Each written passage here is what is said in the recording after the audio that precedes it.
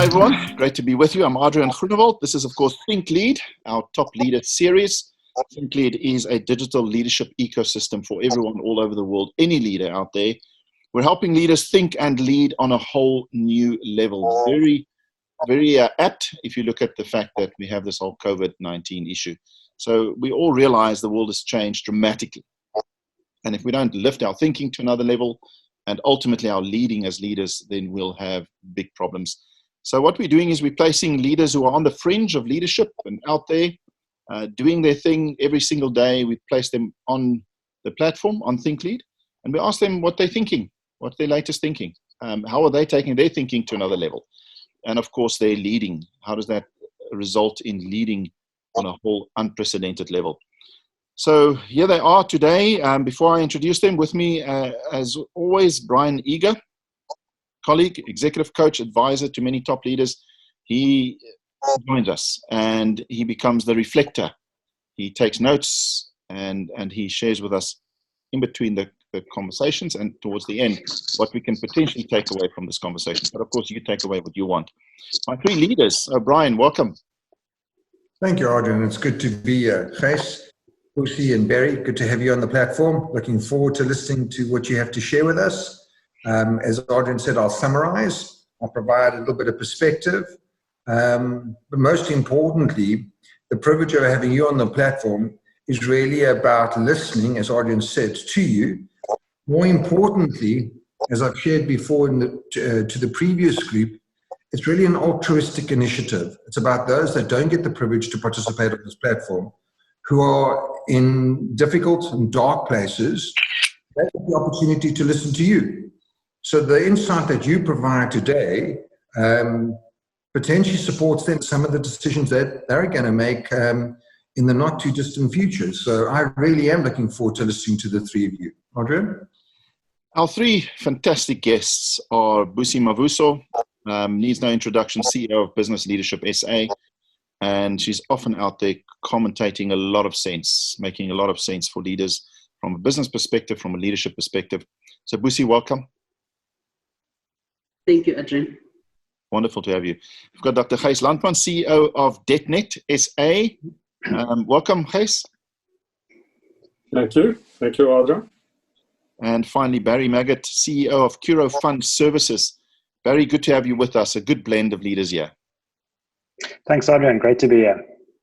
All right, folks, let's start with the essence of our conversation is how do we lead in these very difficult times? And we don't even have to define what the difficult times are, to be honest, but we know that it's going to compound based on and as a result of, in a way, COVID-19. So my simple question to each of you is, just tell us how difficult it has been leading in this time. How difficult has it been for you? And what have you done to more than cope as a leader? Those two questions. Let's kick off. Gys, we want to kick off with you, and then we'll go to Busi, and we'll go to Barry. I think, Adriaan, the biggest change for me in this period is how to keep the communication flowing. Because in our office, in the physical office, you've got contact with everyone. We're a small team, although we some of our guys are spread internationally. And we had to set up so quickly offices at home and new arrangements that it was a challenge to keep the communication going and to keep the guys focused and, to keep the care for the guys genuine and they come over in the correct way. So I think that was a big challenge. But how we coped with it, we've worked our IT systems very well, IT, and I think that helped a lot. There's the new technology like Zoom that we're working on here is really fantastic technology to sustain communication. And Gys, before I move to Busi, on a personal level, how has it been to cope? I mean, for some of us, it's easier than others. Yeah, I was lucky. It's actually nice to work from home in a sense because I see my family a bit more. And I've tried to exercise right through the period, running around the home, many circles around the home, but that helped a lot to keep physically reasonably active. And so I say, it's nice to have a bit more time with the family. Yeah, some of the positive elements. Busi? Thanks, Adriaan. So I guess for me, the most important thing is to learn how to navigate this uncharted territory. The challenge of having to build this plane while we are flying it, as it were. And I think it has really bring to light or brought true the adage that great leaders become what their organizations or their countries or their teams need them to be at the time. So I don't think as leaders we actually have the luxury of being beholden to any particular way of doing things, because I think this crisis has really thrown us off guard in terms of how we have known things to be. And I think we're going to have to be ready, Adriaan, that things are never going to be the same again. This is going to be our new normal.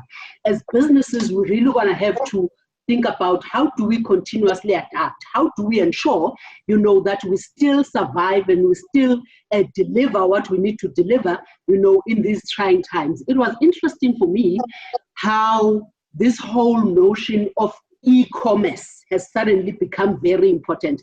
And to think that in a country like South Africa, it's not really as popular as it is in other countries, maybe because of the structure of our society, which is mainly 50% who are living in abject poverty and therefore don't have the means to can access e-commerce. The hospital industry at the moment is saying that our business model is not compatible with this whole notion of social distancing. How do they therefore navigate that, a challenge? How do they ensure that their businesses are still kept running during this difficult time? And I think it forces us to probably maybe start thinking differently, start engaging with things a bit more differently, start adjusting the lens through which we look at things.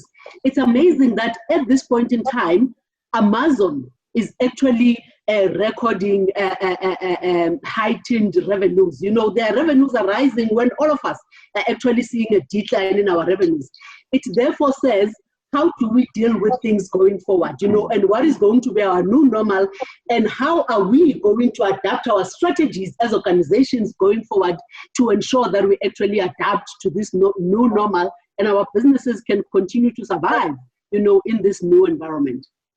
Yeah, good scene setting. Thank you. I look forward to getting more of your thinking, folks. Barry, how have you coped? How difficult has it been?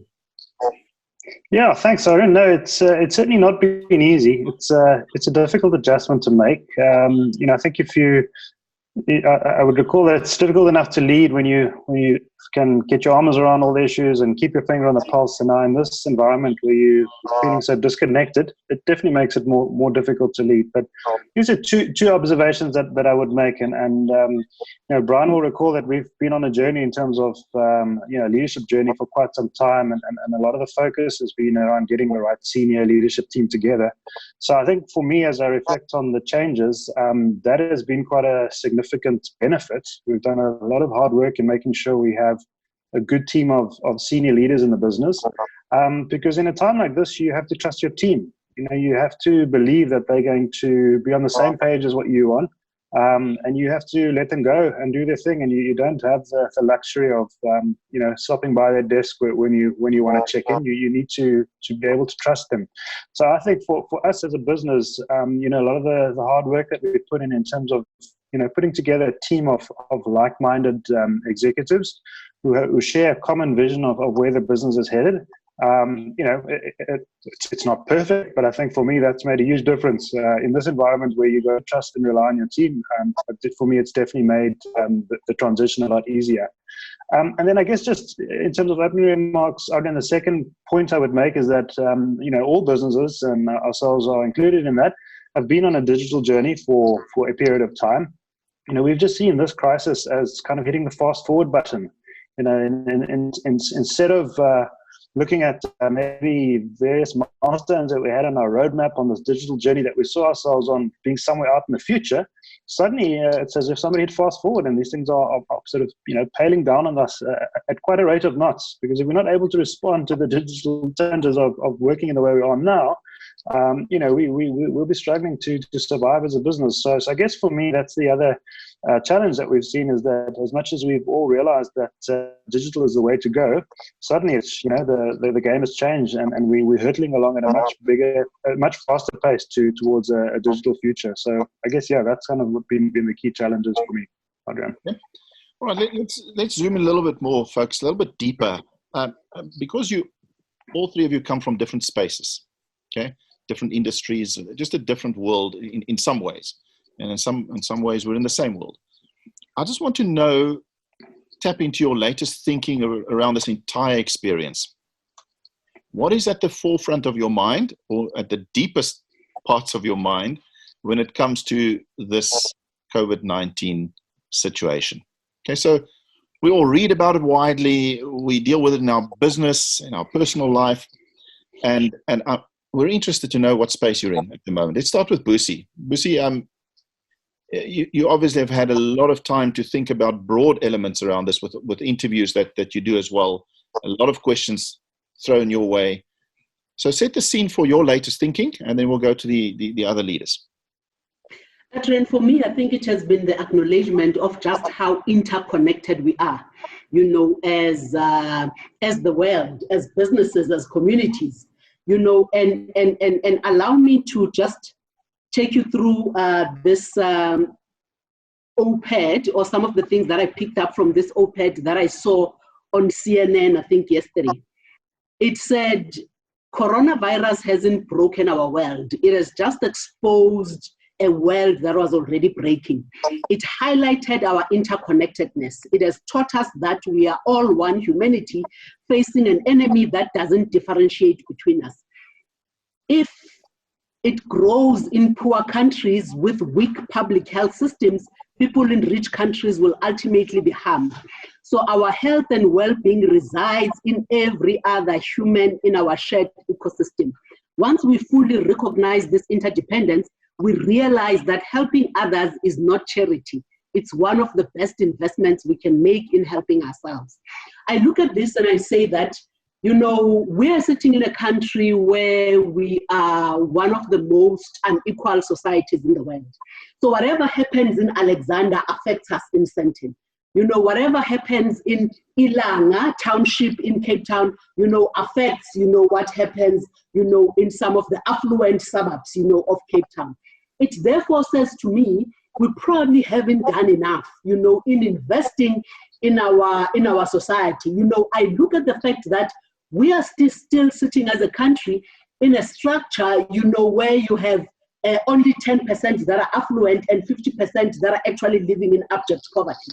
Precisely because we have so many people who are living in abject poverty, it therefore means that we might be sitting, with a contamination of about 70%. It says that government has actually not done enough to ensure, that the equality that we were supposed to have actually have delivered in the past 25 years was actually delivered with much speed. I read something recently which said that a lot of the ways to ward off this coronavirus are actually only available to the affluent, because you are told to wash your hands frequently, and that assumes that everyone has got running water, and yet we know that there are still parts of our country that don't have running water. We are told to sanitize our hands frequently. It assumes that you even have the money to buy the sanitizer in the first place. We are told to stay home. It assumes that you've got the luxury of staying at home, because we know a lot of our people live from day to day to day. They go out there, they make the money for today, and they come back and they live. We are told to exercise social distancing, and yet for most of our communities, they are literally living on top of each other. It therefore says, as business have we done enough, as government have we done enough to ensure, that the prosperity that some parts of our communities have is actually shared, on a macro level. And I'm saying that it hasn't. It has actually illuminated just how much fractured we are as a society. And because of that fracturedness, we are therefore sitting in a position where 70% of us might contract the virus and 40% of us might die, as a result of the virus, as the Minister of Health has actually said. So going back, or really going forward, I think for us as businesses, we have to answer the question of, have we done enough to assist SMMEs? Have we done enough to invest in our people? Have we done enough to invest in our communities? Have we done enough to actually ensure that this notion of transformation is actually delivered? And I don't think we have. We know the answer to that is actually no. So what is it, therefore, that we're actually going to do differently as business in particular to ensure that we invest in our communities? Because as the OPED said, helping others is not charity. It is actually one of the best investments we can make in helping ourselves. And I think that is the biggest takeaway for me, as I look at this crisis and how it's actually unfolding. Busi, thank you. That's the space you're that's a deep space. I'm listening to that quote, which is sort of a global perspective, but you look at South Africa, I've always realized South Africa is a microcosm of the world.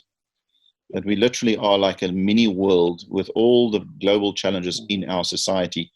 And we're seeing that now during this kind of crisis. Thank you for sharing that. We'll build on that. Gys, what space are you in? Give us your deeper thinking of this whole experience. I think if our company moves in the mining space, and in a sense, we were lucky that mining was seen as an essential service around the globe. And there was around the globe different reactions to a large extent to COVID. But I think one aspect that might be a concern for me, or that I've got a question about, is just how the international relations will develop from now on as a result of COVID. COVID triggered a lot of friction between large power blocks. For example, Australia is a big mining market, and they kept going, and my understanding was due to the fact that China have cut back on iron ore mining. So the Pilbara in Australia is mining sort of at full level to supply China, and at the same time the two governments are at each other as a result of COVID. There was criticism from Australia to China, and we know also the US and China's friction. So that's on a macro scale. And secondly, our economies we all are very worried about this dip in economy. And I just see in the States that the motor car industry closed down, construction is at a low, so steel demand is low. Again, iron ore mining, many mines have closed. And if they start up now, will the people be able to buy cars immediately? So I think we're going to have we can't immediately envisage what the effect will be in the next year, I would say, and how the world will really change. And that visibility, I think, is uncertain at the moment. How the whole international trade will be influenced by this epidemic, unintended consequences of the epidemic. And back to South Africa, I agree with Busi. It is very concerning. We probably force a solution down on, our people that will not be able to work, because we've got overcrowded spaces, and to keep people inside is virtually impossible. So I think we must start facing each business in South Africa. You can't keep the curve down forever. We're going to see this rise now, and it will come, and it will influence us all. And I think that is one thing we must prepare for, that we will see more of it affected by the virus. Okay. I love this question. What space are you in? We get these perspectives, Brian. We'll come to Brian now. Try and pick something from all of that. It's fascinating. Barry, what space are you in? What's your thinking? Thanks, Adriaan. Yeah, it's a challenging time, and I guess one hears the cliches out there that the world has changed forever. It's business as usual. There's a new normal. I think all of those, although they're cliches, they are there's a lot of deep meaning in that. I think for us as a team, we're trying to think very deeply around what does this actually mean. We all realize and recognize that things have changed, but what does that mean? How's this going to play out, and how do we need to respond? So for us, as a business, and the space I'm in, we're saying, how are we going to come out of this stronger? How do we make this into a positive experience? There's so much negativity out there, and rightly so, around the impact and how this will play out. But the question I ask myself and I ask my team as well is, how do we rise to this crisis and find a way to turn this into a positive experience and come up as a team and as a business stronger? Because every business, their income statement is under threat. Their jobs are under threat, because of the various economic pressures that we all face. But for me, the importance, I think, is to try and respond with a positive outlook and say, well, how do we turn this around? Guys, let's be creative. And I certainly feel, it's something I've shared with our team that we've discussed is this is not a time to be timid. This is not a time to be waiting to see what will happen. This is a time to really open your mind to what are new ways of rising to this challenge. How do we be bold to make sure that we get onto the front foot here, find ways to turn this into a positive experience. I spoke earlier about digitalization. One of our strategies is globalization as well, and for me, those strategies are probably being accelerated. And I think, as leaders, we need to be thinking about how do we respond positively, how do we become creative and bold, because there's a lot of negativity out there, and I think if we allow ourselves to dwell there, it's a very dangerous place to be as a leader. So I think we need to focus on how we respond strongly, and work together to find out how we're going to come through this stronger as a team, as a business, as a country, as an economy. Okay. So that's the thinking, folks. We can talk all day, of course, and I'd love to hear more of your thinking, but I do want us to get to the leading. So all of you have said what space you're in, what your current thinking is, kind of how you've been dealing with it, but we will venture in the next half into what does this say about leading? What is expected of leaders? And eventually we'll get to the question in the next 6 to 9 months, how do we lead? But Brian, what do you pick up so far from the context and the thinking of our guests? So I think if I can go back to what Barry's just said, and how do we respond positively? What does this all actually mean? And that's something that all of us have been thinking about. None of us have a crystal ball. So when we ask ourselves, what does this all mean? I think the challenge, the conundrum, the dichotomy that we face is that reality. And while we reflect on that reality of where we're actually at, it's how do we remain positive? But so far, I like what Gys spoke to at the outset. He said, we've got to just keep remembering that we've got to over-communicate. Keep speaking to your people. Let your people know where they're at. Be compassionate. Be courageous with regards to engaging your people. Work, and while we're working, just remember to keep building towards whatever it is that we've got to overcome. So whatever challenges that we're facing, think of ways to overcome these challenges. I love what Busi also said. She said, let's adapt. E-commerce is something that has all of a sudden been brought to the fore. Some of us have access to it, some of us don't. But we need to be able to adapt. We need to be able to ensure that technology is available, and how do we use this technology to become more efficient, to become more relevant, and I think stay relevant. She said, no, it's difficult to adjust. And I think that is the reality. As much as Barry said, what does it mean? How do we respond positively? I think a lot of people are going through great difficulty. And that difficulty is something, as I shared a little bit earlier with regards to what Gys said, in terms of communicating and engaging regularly, difficult to adapt because you know that there's so much out there that's happening at the moment. We really are challenged and we're struggling. So just be aware of the impact that you're having on all those around you, just a compassion component. What came through was trust.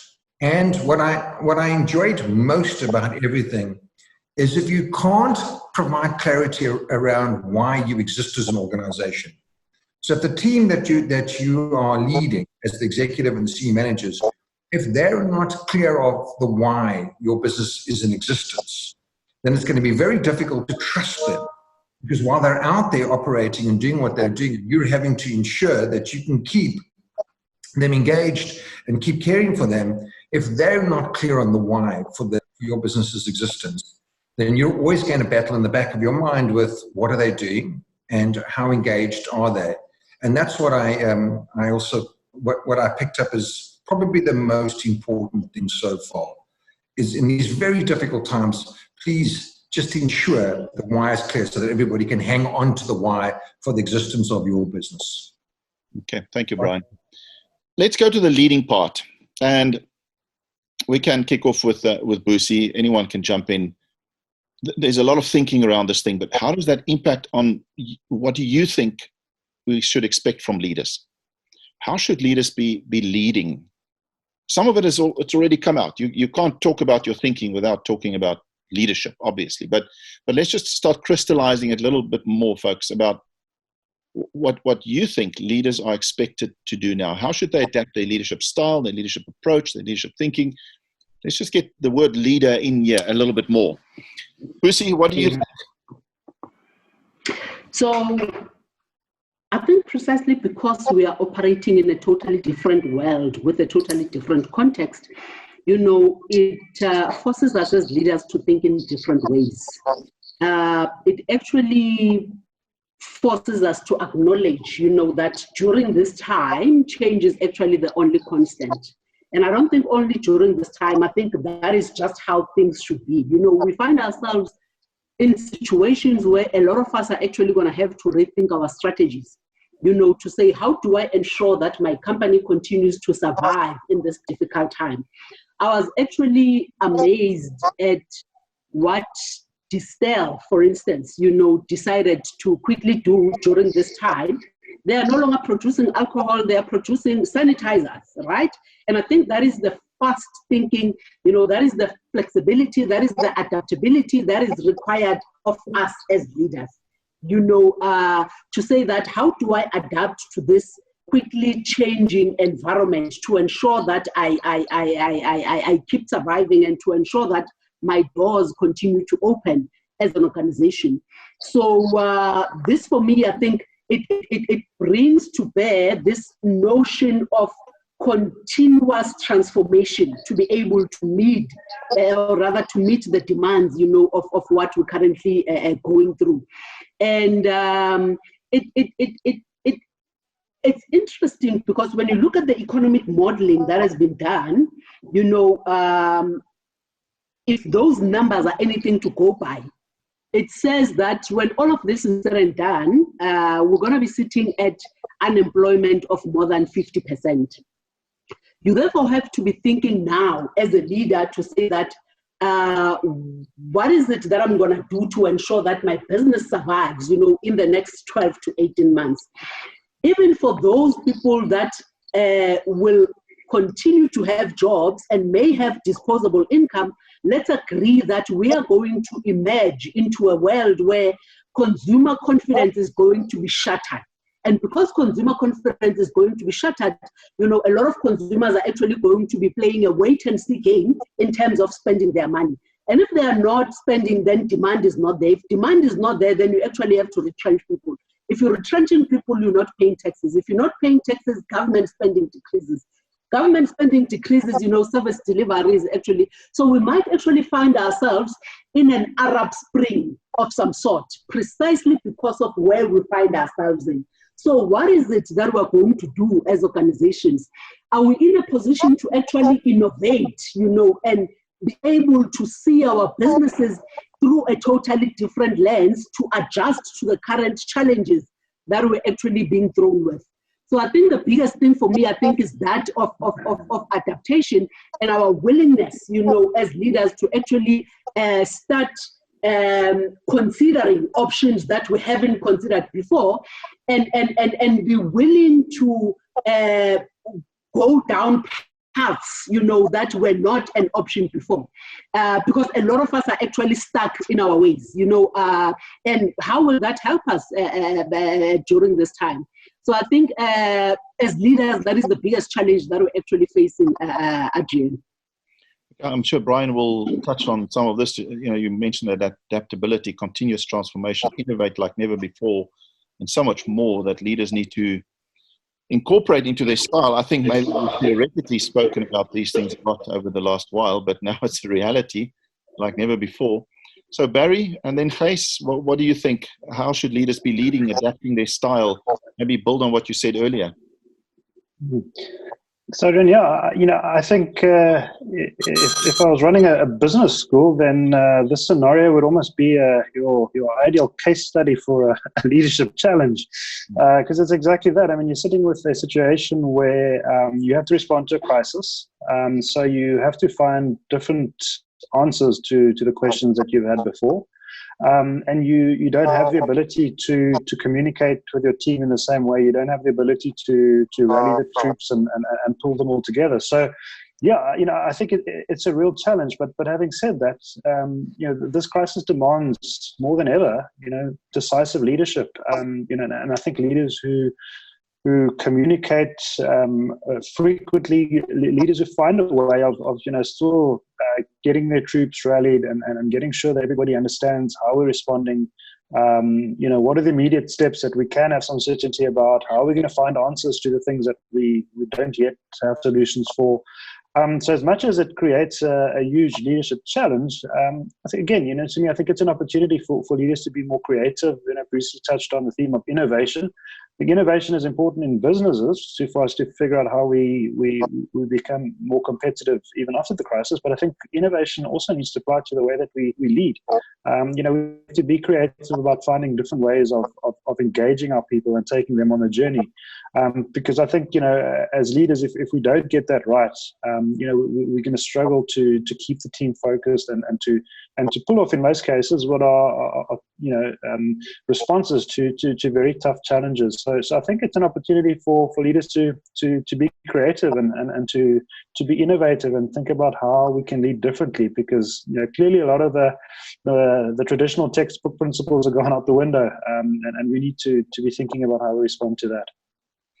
I just think as you speak, as challenging as this is, on the highest level of a scale, it is as interesting too. Now, maybe I'm also very aware of the fact that if I'm sitting in a shack with 7 people in a small shack, and I'm not going to find it that interesting. And I've become more aware of this in my life. With our kids around, we've got the bush around, we've got a wonderful lockdown situation. It has been a blessing in many ways. But most people in our country, certainly, and billions worldwide, are not in that privileged position. So it's such a dichotomous scenario we find ourselves, and that itself helps leaders think in dichotomous ways, or what's the word, duality of leadership, as they say. This constant contrast of balancing factors. Gys, your thoughts on what we need to add to our leadership style in the future? How must we adapt our leadership? I think I might turn it around a bit and just look at the past. Barry mentioned trust in your people at the beginning. And obviously, if you haven't worked on that and built that and equipped yourself in the past, you will not be able to get through this period. So I think what you must build further on is trust. In this period, you must address the fear of people. So communication and regular communication, that's a big behavioral difference that one must make, I think. And I've tried to send out a little email weekly And my exco mentioned to me, wanted to send the first one out to say the business is on track. We will get through this. We will be innovative and adjust. And then one guy said to me, just turn it around. Start with the guys. Really ask them how your families are and what are you doing to protect yourself, and we care about you. So I think the care theme has really come through in this period. Care and trust. That you truly believe that you can't take things further. It's not for the people in your business. It's not for you. And that is it must be authentic. If you try to build it now suddenly, I think you're gonna fail. So you must live now a little bit on the momentum of the past and work very hard to illustrate that you and your senior teams truly care for everyone in the business. And then in your decision making and what you do, definitely illustrate that you want to protect them, that you trust that they are the people that's going to get us through this period. So I think the key theme, your senior leaders must make a lot more time, the leadership in the company, to communicate, to have an ear for the people, to make sure that the guys stay motivated, understand the goals, but also make sure that they themselves, their well-being is really looked after. I guess if true caring, not just caring on the wall as a value, comes out of this whole initiative in our companies and broader society, then it would have been a worthwhile exercise with respect. Just before I get Brian to summarize, because some really quality things came out what you all said. Anyone else want to add in terms of how leaders should lead? As others have spoken, you may have thought of something else. Anyone else want to add to that? Adriaan raises a very important element of the obligation that we have as leaders, to show care towards our employees. And it actually raises the issue for me that honestly some things are bigger than self-interest or company interest, and those are the issues maybe of national interest, of broader interest.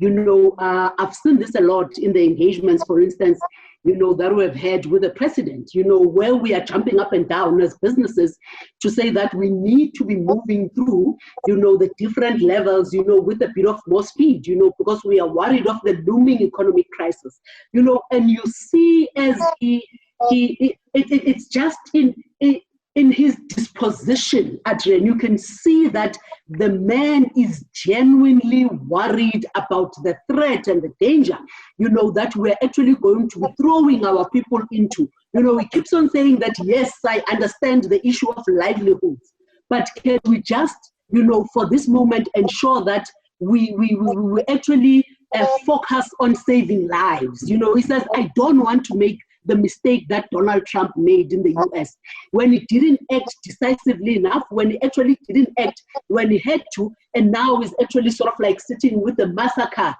as it were. And he says, as businesses, as we move to level 4, as we move to level 3, what commitment can you give me as businesses to ensure that you're actually going to ensure that you observe the health protocols and make sure that your businesses are actually insulated and they're actually, made healthy, enough and protected enough so that employees don't actually have to be subjected to that. So I think this crisis, for me, just elevates that. Some things are really bigger than profit. They are bigger than they are bigger than self-interest, they are bigger than company interest, and those are issues of national interest. How are we actually going to ensure as leaders, that we show our employees that, we really do care and we really want to see them, alive, and we actually put profit last, during this time. Some good perspective there. Also, obviously, business leadership, and all of you engage the president. Thank you, Busi. That gives us some good context. While Brian just summarizes some of the things said now, we're going to start wrapping up after his comments. And I want you to think about this. What advice would you give leaders for the next 6 to 9 months? It may encapsulate what you've said so far, some of it. But just think, if you have lots of leaders, junior, senior, listening to this conversation, what would be your humble advice to them? So think of that as Brian just summarizes the last few comment sessions.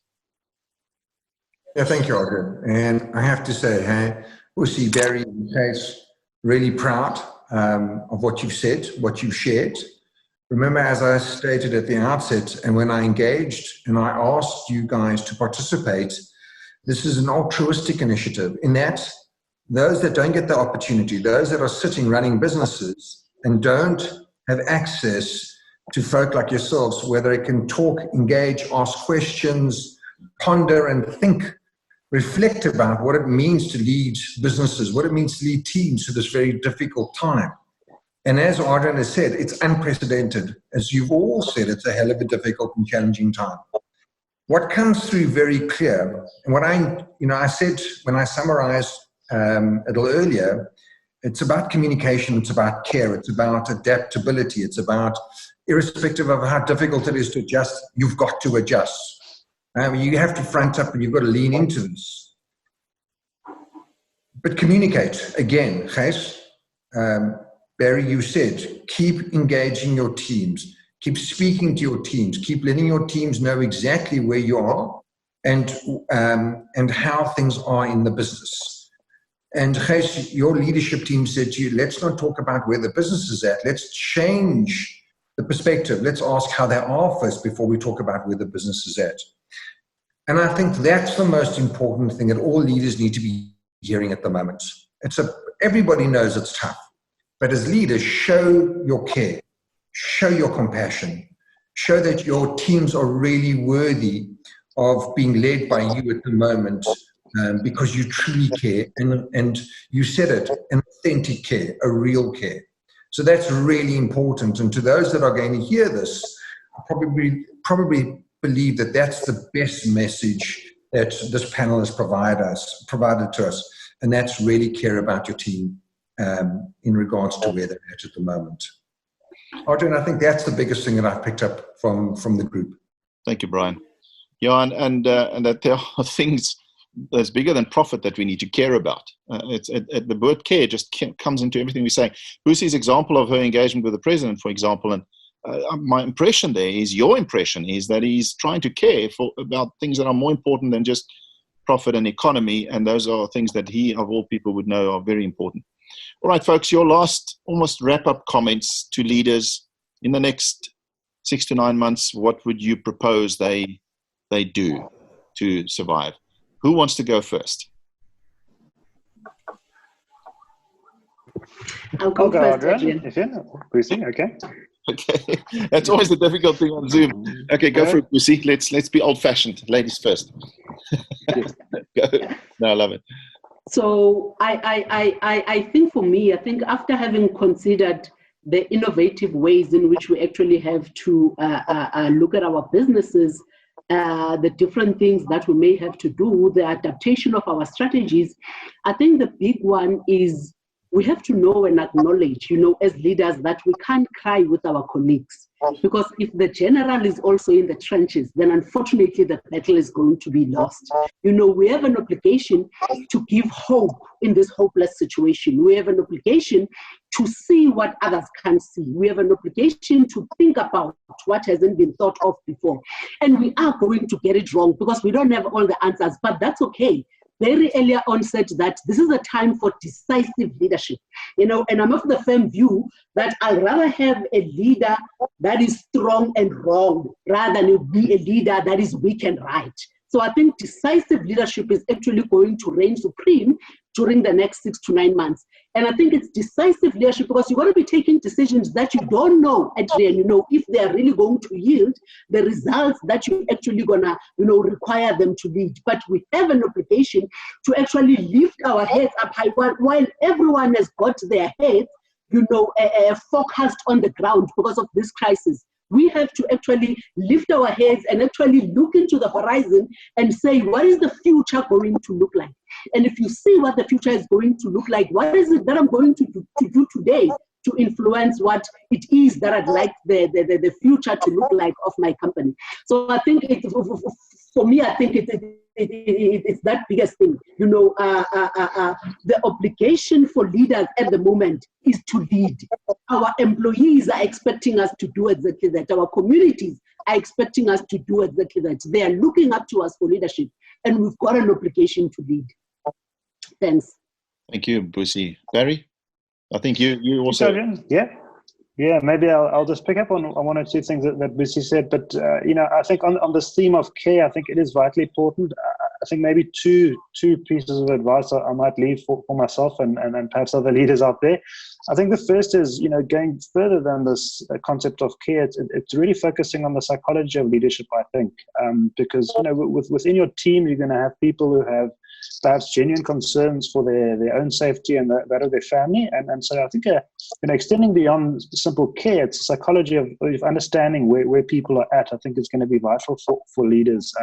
As an example, on my team, I have one of the guys he's just loving this. This is like situation was made for him. He's loving the excitement of having to come up with new ideas and be innovative. And that's great, but not everybody on the team is feeling it that way. So it's important, I think, for us to understand that psychological aspect, and then as leaders to take that on in supporting our teams. And then I think the second thing for me, and again, this is touching on what Busi was saying. We're speaking about being in the middle of a crisis here. A crisis requires a response. A response is an active thing. It's not a passive thing. So for me, I think as leaders, as I mentioned earlier, and as Busi was saying as well, this is a time to be bold, and to make tough decisions, and to really stand up and be counted, as it were. So I don't think this is a time when leaders we can be passive. We're all agreeing that the world has changed and that this will have massive impacts on our business. So I think as leaders we have to be active. We need to be standing up and being counted, being bold, being innovative. But most of all, being decisive, because I think that's what our teams are looking from us. I think that's what our broader economy requires, and I think that's what's going to help us, even as a nation, come through this better and stronger. Thanks, Barry. Gys?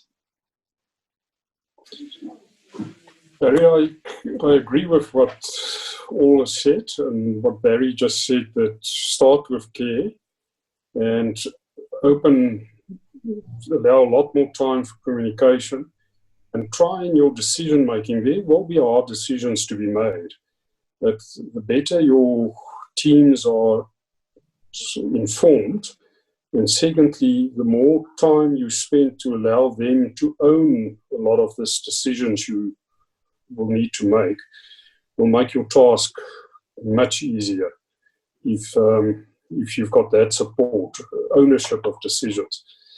And then, I agree also with Barry that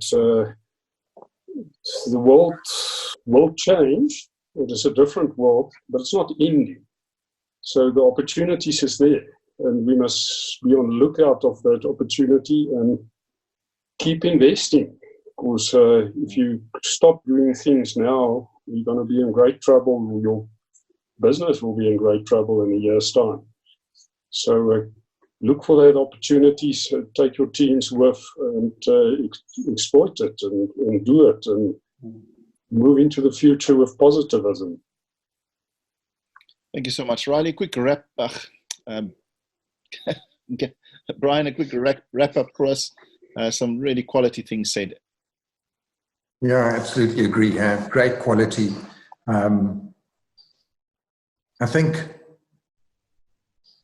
if we look at what organizations need right now more than ever before, care, decisiveness, action, And we know this. Adriaan and I started this for a particular reason, and that is, as shared a little bit earlier, we've got to make sure that those that don't get access to talking to others like yourselves and participating on a platform like this get the opportunity to listen to you, get the opportunity to hear you.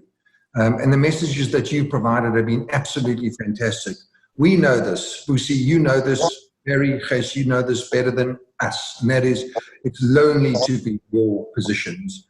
And, you know, when you're sitting there in the dark of night thinking about how do you harmonize, how do you maintain the balance between innovation and creativity while caring for those around you, those that want to get ahead and do what they need to do, at the same time, those that are really, really worried. You've got to think of that ideas to keep everybody engaged all the time. So we know it's lonely, we know it's tough, but I'm certainly appreciative of the message that you guys have provided today. And those that are going to listen and hear your message, I think are going to be privileged. Your little nuggets that you provided, those snippets, are amazing. So thank you to you, the three of you. I really do appreciate it. It's been such a pleasure. I love listening to these again. Busi Mavuso, CEO of BLSA, Dr. Gys Landman, CEO of DetNet SA, and Barri Maggott, CEO of Curo Fund Services. A sincere thank you for joining us today. Thanks so much. Very much. Thank you. Folks, that's our top leader panel. Thank you for joining us on ThinkLead, our panel, and of course, everyone who will be listening. It's a leadership ecosystem to help you think and lead on a whole new level. All the best.